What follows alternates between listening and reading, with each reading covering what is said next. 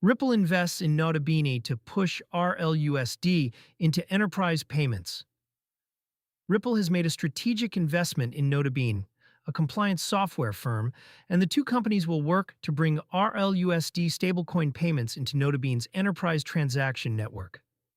Cointelegraph reported the deal on July 24, 2026. Terms of the investment were not disclosed. The move places Ripple's dollar-pegged stablecoin closer to the plumbing that large firms use to move money, and it signals where Ripple sees the friction in business-to-business stablecoin payments. Not in the settlement layer, but in the compliance layer that sits on top of it.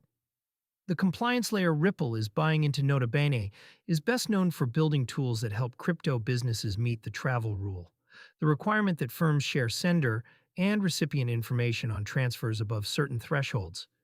Its network connects exchanges, custodians, and payment firms so they can screen counterparties and pass required data before a transaction settles. By investing in that network rather than building a parallel one, Ripple gets RLUSD in front of the institutions already routing transactions through Notabene. For a stablecoin issuer chasing enterprise volume, distribution through an existing compliance rail is faster than convincing each counterparty to integrate a new one. RLUSD launched in late 2024 and has grown as Ripple pushed it into cross-border payment corridors. The stablecoin sits alongside a crowded field. Tether's USDT is adding tens of millions of wallets each quarter, and USDC dominates regulated on-chain settlement. Ripple's angle is to target the enterprise treasury and payments use case directly, where compliance screening is a hard requirement rather than an afterthought. Stablecoin rails move up the value chain. The deal fits a broader pattern. Stablecoin activity has been shifting from retail trading and remittances toward corporate payments, payroll, and treasury operations. A Japanese logistics firm recently began using JPYC to pay thousands of drivers, and payment processors have been layering stablecoin settlement under existing card and transfer products. Enterprise adoption raises the stakes on compliance. A business moving supplier payments in RLUSD cannot afford to have funds frozen or a counterparty flagged after the fact. That is the gap Notabene fills, and it explains why Ripple would rather own a piece of that network than compete with it. The timing also lines up with regulatory movement.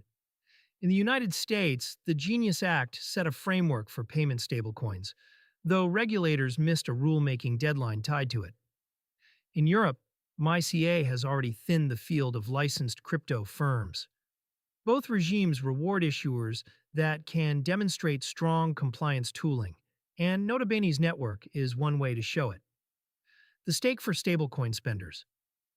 Most of this happens at the institutional level, well upstream of anyone tapping a card at a checkout.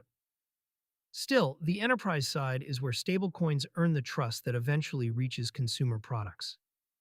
Cards that let people spend stablecoins like USDC and USDT depend on issuers, processors, and banks treating those tokens as settlement-grade money. Deals that harden the compliance rail push in that direction. RLUSD itself is not a consumer spending token today. It has no dedicated card program, and Ripple has framed it around payments infrastructure rather than retail wallets. If enterprise volume grows through networks like Notabene, a spending layer could follow. But nothing in this announcement commits to one. Crypto markets were soft as the news landed. Bitcoin traded at $65,000, down 1.5% over 24 hours, with XRP at $1.11, off 2.9% as of July 24, 2026. The Fear and Greed Index sat at 37 in fear territory. The Ripple Notabene deal is a structural story about payment plumbing, not a catalyst that moved prices.